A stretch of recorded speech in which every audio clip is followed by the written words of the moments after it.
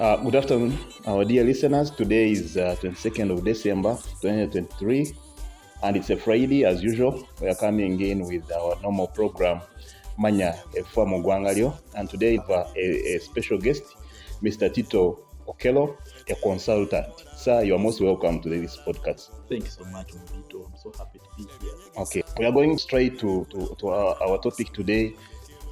We are going to talk about PDM. In 2022, in Kibuku district, the president of Uganda launched a wealth creation program called PDM. And this PDM has been there. People always talking about PDM. And when people talk about PDM, they talk about cash, talk about money. Yeah, that's what most people think. They think PDM is money. But today we really want to go deep and understand the pillars of PDM, because we understand, like, of course, we have been hearing and what we know, according to the research we have made, that PDM has pillars. We want our people to know about the pillars of PDM. And I would like you to quickly go to the first pillar and, enlighten us. Okay. Thank you so much, Vito. PDM is a very good program, and I invite all Ugandans to join it and take it up. I'm going to take you through the first pillar. First pillar is agricultural value chain development. In brackets, under it is production, processing, storage, and marketing. To simply define this pillar, it involves supporting the entire process of agricultural production from planting, harvesting, storage, processing, and marketing. So this pillar mainly targets farmers, and it's there to support them from the grassroots. So it will give them all the seeds, which are the inputs. Even when the time for harvesting comes, the government also, it will support them. Even storage, it will also give them. Even by constructing granaries. Actually, no granaries, because now the government wants to move the subsistence farmers to the money economy. So they will be introducing things, new storage systems like silos. Yes, they'll put them. Even if they need the refrigerators, also the government will help them with that. Okay. Yeah. So you also, under pillar number one, each district in Uganda will identify two priority agricultural commodities to be promoted and branded, so that the money that is channeled through the PDM will be used towards production and branding and promoting that product, so that it becomes of a beneficial to the people who are growing it. So, for example, if it were in Lira district, where I'm from, if they identify that they're going to be growing coffee and cotton, so the government is going to, through PDM, will invest more on that product, on coffee, and make sure that it benefits them. So it will take them through the process of planting, harvesting, storage, even marketing it abroad and looking for them. Every customer, market linkages, the government will support them with all that. So that's why CPDM is so important for these people. And as a result, jobs will be created. Yes. And wealth will be created amongst the people who are still in the subsistence economy. Subsistence economy, ye economy abantu we bakolerera embuto.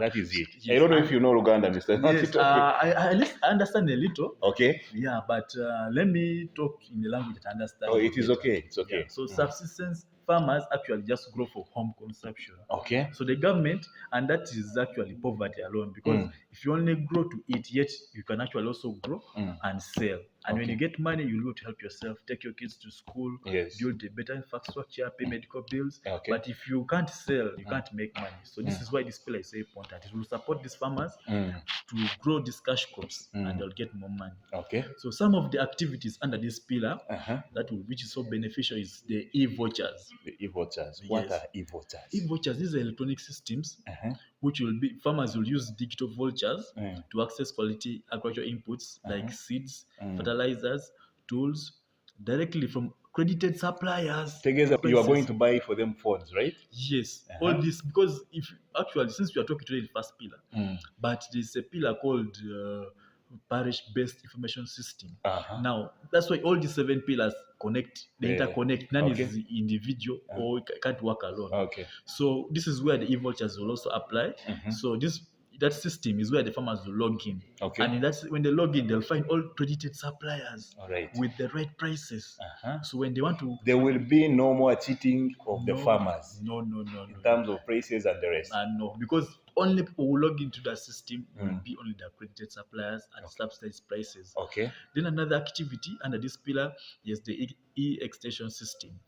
Under this system, we will provide farmers with access to information and services online.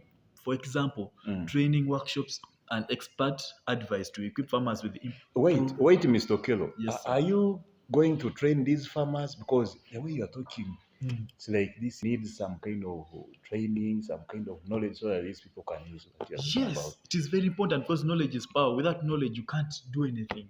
So the government is willing to put all this initiative through PDM to ensure that these farmers who are lost, because some of these cash crops are very hard to grow on your own. Now, like coffee goes through so many stages. So the government is willing to avail all this information and give them to the farmers so and they can give the proper training. Yes. If whether you need veterinary doctors, they will be there in that system. So you will get the real ones at subsidized prices, or even some will be at free of charge. Free of charge. Yes, to help these farmers. All right. Then there are also farmer registers.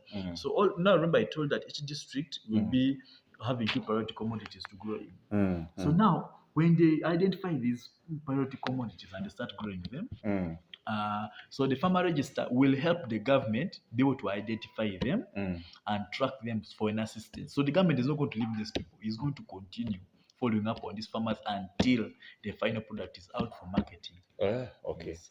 That's very good. That's very good. Actually, our farmers out there, I think you really pick something out of this conversation, because now it's like the government is getting more closer to the people. Now, Mr. Tito, I really want you to give a word of encouragement to our farmers out there, the beneficiaries of PDM.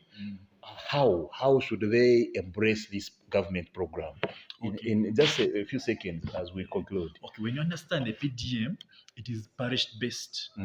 So the government is going to send money into these parishes. This financial year, the government had allocated for PDM 1 trillion shillings, and that means each parish is going to get 100 million shillings. That's good. So if you get this money is going to help you support yourself. It's not for unnecessary spending. It's for investing. For investment. The government is giving it a subsidized price of 6% per annum. So basically, this money is to help you.